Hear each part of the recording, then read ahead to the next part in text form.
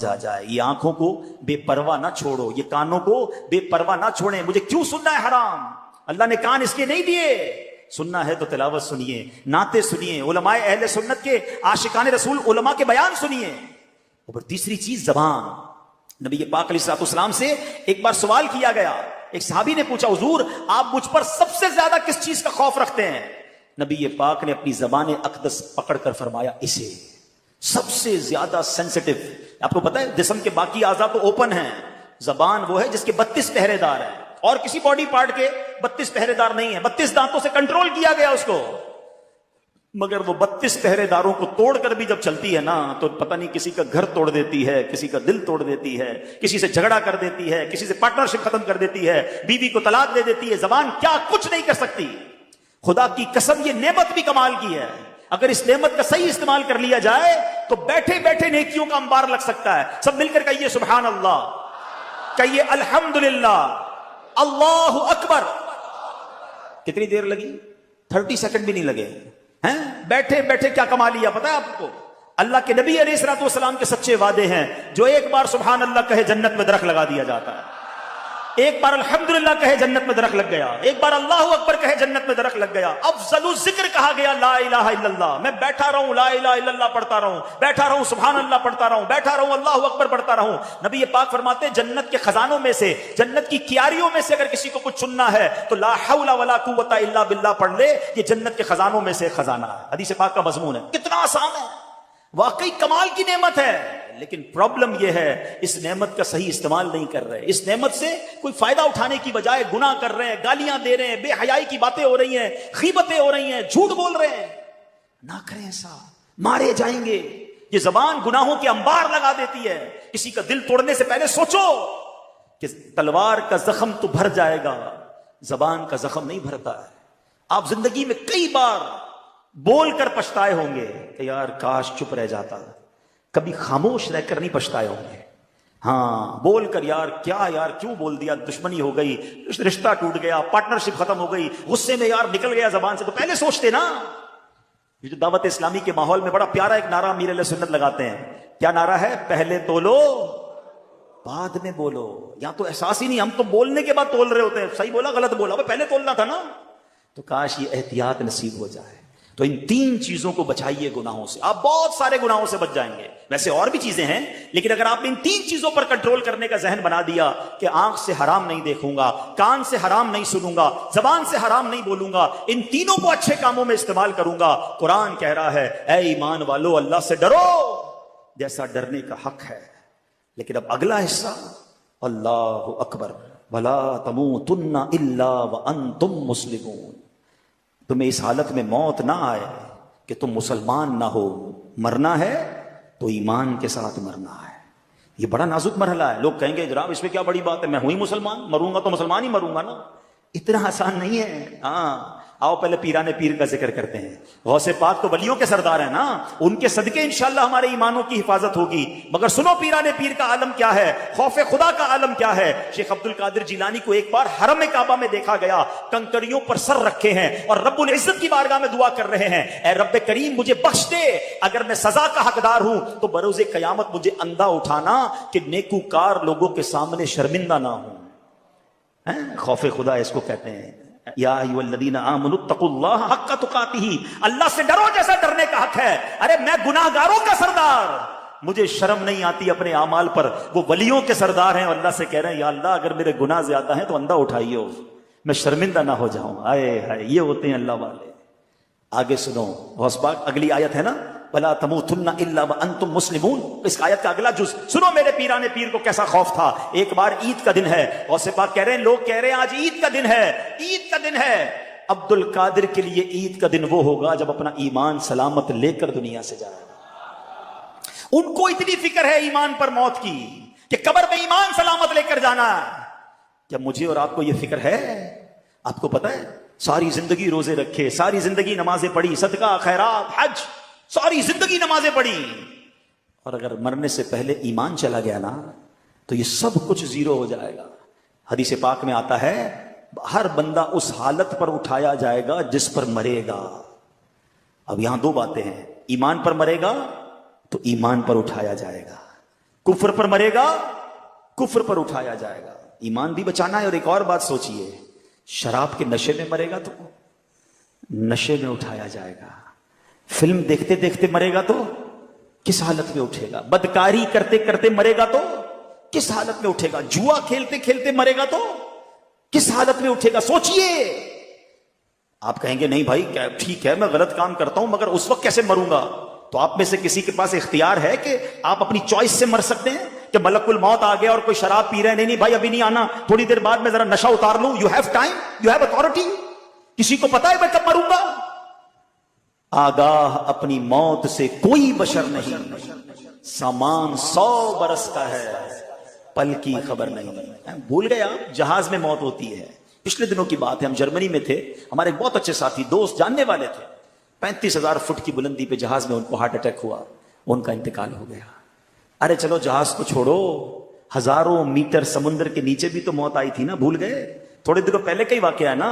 लाखों डॉलर देकर उस जगह पहुंचे जहां मौत लिखी हुई थी। बाप बेटा पाकिस्तानी मुसलमान, अगर वो ईमान पर गए तो अल्लाह उनकी मगफिरत फरमाए, गुनाह माफ फरमाए, हम दुआ करते हैं उनके लिए। लेकिन सोचो इधर भी मौत आ सकती है। कितनी प्लानिंग्स थी उनकी कि ये देखेंगे वो देखेंगे, वीडियो बनाएंगे। गालिबन वालिद की बर्थडे थी, वो बर्थडे पर अपने बेटे को लेकर गया। अरबों खरबोपति खानदान है। ये सब वाकयात बता रहे हैं कि मौत कभी भी और कहीं भी आ सकती है। हजरत सुलेमान के दौर का वाकया है ना। एक शख्स हजरत सुलेमान के पास बैठा था, मलकुल मौत आए और उसको बड़ा घूर के देख रहे थे। तो जब चले गए मलकुल मौत, तो हजरत सुलेमान का वो दोस्त था, जानने वाला था, कहता हजरत ये कौन थे जो मुझे बड़ा घूर के देख रहे थे? कहा ये मलकुल मौत थे, रूह कब्ज करने वाला फरिश्ता आया था। कहा हजरत लगता है मेरा टाइम करीब आने वाला है, इतना घूर के देख रहे थे। आपकी तो हवाओं पर हुकूमत है, आप जल्दी से हवा को हुक्म दे मुझे यहां से हिंदुस्तान ले जाए। हैं? अब गालिबन मिस्र था वो। हजरत सुलेमान ने हवा को कहा इस बंदे को हिंदुस्तान ले जाओ, हिंद ले जाओ। थोड़े दिनों बाद मलकुल मौत आए तो हजरत सुलेमान ने पूछा, ए मलकुल मौत, ए रूह कब्ज करने वाले फरिश्ते, थोड़े दिनों पहले तुम आए थे, मेरा एक दोस्त बैठा था, बड़ा तुम उसे गौर से देख रहे थे, माजरा क्या था? कहा हजरत मैं ये सोच रहा था, मलकुल मौत कहते हैं कि मेरे पास ये लिखा हुआ है कि थोड़ी देर बाद इसकी रूह हिंद में कब्ज करनी है, बंदा आपके पास बैठा है। बात आई समझ? उसको पहुंचना था वहां पर। उसने खुद कहा हजरत सुलेमान से कि हुजूर आप हवा को हुक्म दें कि मुझे हिंद पहुंचाया जाए। वहीं पहुंचेंगे मैं और आप। अल्लाह करे मदीने पहुंचे। या अल्लाह सखी के दर पर आए हैं, हमें मदीने के सिवा कहीं मौत ना देना। जब आखिरी वक्त आ जाए मौला मदीने बुला लेना। सब्ज गुम्बद के जलवे हो, आका का जलवा हो, ईमान और आफियत पर कलमा पढ़ के मदीने में मौत नसीब हो जाए। खुदा की कसम खुश नसीब है जो मदीने में मरता है। नबी पाक ने फरमाया तुम में से जिससे हो सके वो मदीने में मरे, कि जो मदीने में मरेगा मैं उसकी शफाअत करूंगा। मेरे प्यारे इस्लाम में 2 टारगेट अब ले लो आज। एक तो ईमान पर मरना है और बुरा खात्मा ना हो, गुनाहों के दौरान नहीं मरना है। अब वो बंदा सोचे जो शराब पीता है कि शराब पीते पीते मर तो सकता हूं ना। जो बदकारी करता है वो सोचे बदकारी करते करते मर तो सकता हूं ना। जुआ खेलने वाला सोचे कि जुआ खेलते खेलते मर सकता हूं। चोरी करने वाला सोचे कि किसी का घर लूट रहा हूं, किसी की जेब काट रहा हूं, किसी को पिस्तौल दिखा के मोबाइल छीन रहा हूं, उसी वक्त मर गया। तो आका ने फरमाया जिस हालत में मरेगा उसी हालत में उठाए। क्या मुंह दिखाऊंगा अल्लाह को? है अल्लाह की नाफरमानी करते करते मरूं? मां बाप को सताते सताते मर गया तो क्या हुआ? क्या होगा सोचो। भाई बहनों के साथ ज्यादती, अपनी बहनों की विरासत पर कब्जा करके मर गया तो क्या अल्लाह को मुंह दिखाऊंगा? मरना है याद रखना, मगर बुरी मौत नहीं मरना है। अब मुझे बताओ तमन्ना सबकी क्या है? कि नमाज में मौत आ जाए, हैं सजदे में मौत आ जाए, कुरान पढ़ते पढ़ते मौत आ जाए, कलमा पढ़ते पढ़ते मौत आ जाए, मस्जिद में मौत आ जाए, है ना तमन्ना? अब मैं आपसे सवाल करता हूं, सच्ची अपने दिल से सच्चा जवाब देना। बताओ किसका चांस ज्यादा है अच्छी मौत का? उसका कि जो एक वक्त की नमाज नहीं पढ़ता है, जो बेहयाई के काम करता है, जो दोस्तों के साथ बैठकर गीबतें करता है, फिल्में ड्रामे गाने बाजे देखता और सुनता है, जो शराब की महफिलों में ताश की महफिलों में बैठता है, उसको मौत आएगी तो क्या उसको सजदे वाली कुरान वाली तिलावत वाली मौत आएगी? ये सच बताओ उसका चांस ज्यादा है जो 5 वक्त बाद जमात मस्जिद में नमाज पढ़ता है, रोज तिलावत कुरान करता है, 313 बार कम से कम रोजाना दुरूद पाक पढ़ता है, अपने माँ बाप से जब मिलता है उनके हाथ चूमता है, मुसलमानों को नेकी की दावत देता है, कभी दर्स में बैठता है, कभी इज्तिमा में जाता है, कभी मदनी मुजाकरे में जाता है, कभी मदनी काफले में जाता है। अरे मौत तो सबको आनी है, دل سے اپنے دل پہ ہاتھ رکھ کے بتاؤ کس کا چانس زیادہ ہے کہ انشاءاللہ جس کی اچھی موت آئے گی؟ یقیناً اس کی آئے گی جو روزانہ اچھے کام کر رہا ہوگا۔ میں سچ بتاؤں، عقل مند وہ ہے، وہ کام چھوڑ دو جس حالت میں مرنا نہیں چاہتے، کیونکہ اگر اس حالت میں مر گئے نا تو واقعی مارے جائیں گے۔ اللہ مجھے اور آپ کو اچھے کاموں میں لگا دے، نیکی کے کاموں میں لگا دے، ہمارا جینا مرنا نیکی کے کام بن جائیں، ہم کاروبار بھی کریں تو حلال کمائیں، روزگار پہ بھی جائیں اللہ کی رضا والے کام کریں، ادھر بھی دکان پر نماز کا ٹائم ہو تو نماز پڑھیں، بدنگاہی سے ادھر بھی بچیں، موقع ملے تو نیکی کی دعوت دیتے رہے، تاکہ کبھی بھی اگر ملک الموت آ جائیں، کبھی بھی مجھے موت آ جائے تو اچھا کام کرتے کرتے اللہ رسول کی باتیں کرتے کرتے دنیا سے جاؤں۔ کاش یہ بات ہمیں نصیب ہو جائے کہ میں سو جاؤں یا مصطفیٰ کہتے کہتے، میں سو جاؤں یا مصطفیٰ کہتے کہتے، اور پھر کھلے آنکھ صلی اللہ کہتے کہتے۔ تو ایک ٹارگٹ یہ لینا ہے کہ برے کام چھوڑ دیں جس حالت میں مرنا نہیں چاہتے، مرنا اچھی حالت میں ہے۔ اور دوسرا ٹارگٹ کیا ہے؟ ایمان سلامت لے کر جانا ہے۔ سیدی اعلیٰ حضرت فرماتے ہیں کہ جس کو زندگی میں سلب ایمان کا خوف نہ ہو، یعنی جس کو یہ خوف نہیں ہے نا کہ میرا ایمان چھن سکتا ہے، مرتے وقت اس کا ایمان سلب ہونے کا اندیشہ ہے، ڈر ہے کہ اس کا ایمان سلب کر لیا جائے۔ اے میرے پیارے اسلام بھائیوں، ایمان کی جو ڈاکو ہے نا وہ گھوم رہے ہیں۔ ہاں اس وقت بہت برا حال ہے، بڑی پلاننگ کے ساتھ میرے اور آپ کے ایمان کو چھیننے کے لیے شیطان نے پلان کیا ہوا ہے۔ شیطان بڑا مردود ہے، وہ تھوڑی چاہتا ہے میں اور آپ ایمان لے کر جائیں، وہ چاہتا ہے میں تو جاؤں گا جہنم میں، ان کو بھی ساتھ لے جاؤں۔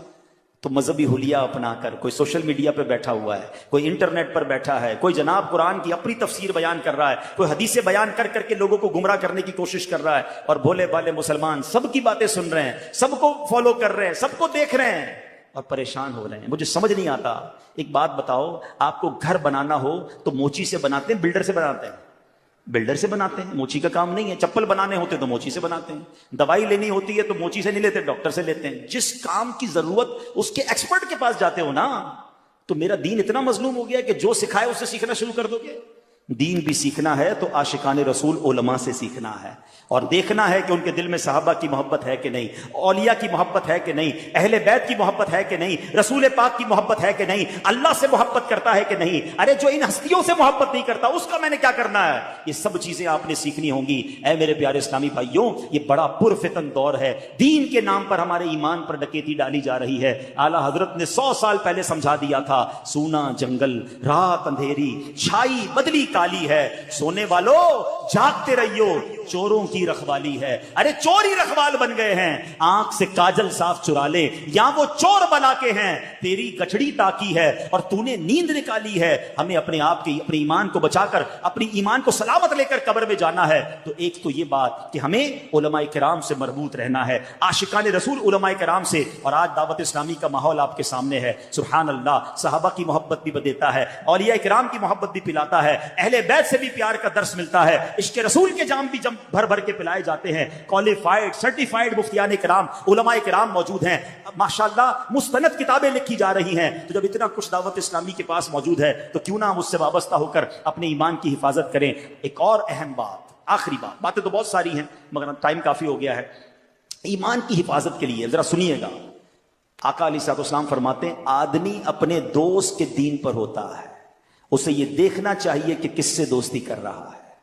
اب غور کیجئے، ہیں ہم جوتا نہیں سلواتے جب تک پتہ نہ چلے موچی کیسا ہے، کپڑے نہیں سلواتے اس درزی سے جب تک پتہ نہ چلے یار درزی ٹھیک ہے، کپڑے صحیح سیتا ہے کہ نہیں، ہیں ڈاکٹر کے پاس جانے سے پہلے 4 بندوں سے پوچھتے ہیں یار ڈاکٹر ٹھیک ہے کہ نہیں، اور جو تھوڑی دیر بیٹھا اس کو دوست بنا لیا، بلکہ اب تو ڈیجیٹل دوست، friend request I accept, friend request I accept, حالانکہ بندہ دوست کے دین پر ہوتا ہے۔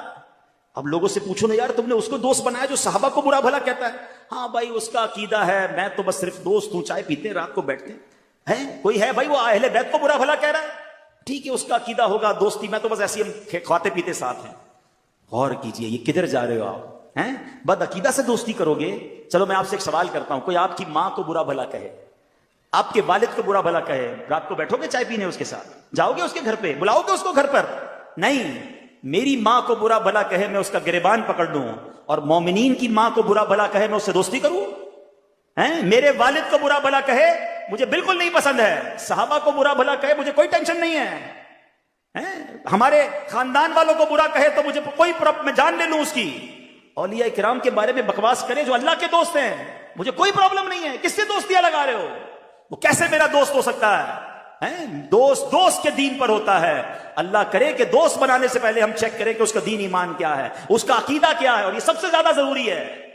اگر وہ اللہ رسول کا نہیں، صحابہ اہل بیت کا نہیں، چاہے میرا رشتہ دار کیوں نہ ہو، میرا اس سے کوئی تعلق نہیں ہے۔ الحب فی اللہ بل بغض فی اللہ، محبت بھی اللہ کے لیے ہے، اگر دشمنی ہے تو اللہ کے لیے ہے، ذاتی کوئی دشمنی نہیں، ذاتی کوئی محبت نہیں۔ آخری بات سن لو، امام حسن مجتبی نے ایک بار مولا علی سے سوال کیا، نواسہ رسول ہے نا، کہتے ہیں اے بابا جان کیا آپ مجھ سے پیار کرتے ہیں؟ کہاں بیٹا تم سے پیار کرتا ہوں۔ بابا جان آپ حسین سے بھی پیار کرتے ہیں رضی اللہ عنہ؟ کہاں میں حسین سے بھی پیار کرتا ہوں۔ آپ نبی پاک سے بھی پیار کرتے ہیں؟ کہاں آپ کے نانا جان سے بھی پیار کرتا ہوں۔ آپ اللہ سے بھی پیار کرتے ہیں؟ کہا میں اللہ سے بھی بہت محبت کرتا ہوں۔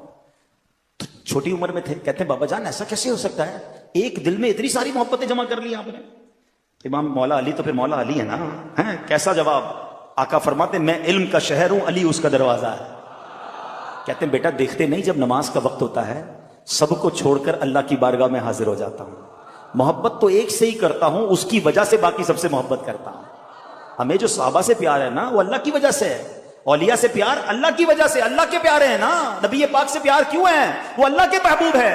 تو سبحان اللہ، اصل محبت اللہ سے ہے، اور اللہ کی رضا کے لیے باقی سب سے محبت ہے۔ سخی عبد الوہاب شاہ ہمارے رشتہ دار نہیں ہیں، میں کراچی سے چل کر آیا، پتہ نہیں پاکستان کے کس کس حصے سے لوگ یہ آئے ہیں، ہماری کوئی ان سے رشتہ داری نہیں ہے، مگر اس لیے پیار ہے کہ یہ اللہ والے ہیں، اللہ ان سے پیار کرتا ہے، یہ اللہ کے دوست ہیں، ہماری محبتیں بھی اللہ کے لیے ہیں، اور ہماری اگر کسی سے دشمنی ہے، دوری ہے، تو وہ بھی اللہ کے لیے ہے۔ جو اللہ کا دشمن ہے میرا دوست کیسے بن سکتا ہے؟ جو نبیوں کا دشمن ہے وہ میرا رشتہ دار کیسے بن سکتا ہے؟ جو ولیوں اور صحابہ کو برا بھلا کہتا ہے وہ ہماری محفل میں نہیں آ سکتا۔ جس دن اپنے ایمان اور عقیدے کو مضبوط کر لو گے پھر کوئی ایمان چھین نہیں سکے گا۔ ہم کہتے ہیں سب سے دوستی، سب کے پاس جانا ہے، سب کے ساتھ کھانا پینا ہے، ایسا نہیں ہوتا۔ اپنے کاروبار، اپنی فیملی کے لیے تم مضبوط ہو جاؤ اور اپنے ایمان کے لیے ڈھیلے پڑ جاؤ گے تو پھر ایمان کے ڈاکو گھوم رہے ہیں۔ اعلیٰ حضرت کا فرمان یاد رکھنا کہ ہمیں صرف نبی پاک علیہ الصلوۃ والسلام کو راضی کرنا ہے، اللہ کو راضی کرنا ہے، انشاءاللہ باقی سارے کام سیدھے ہو جائیں گے۔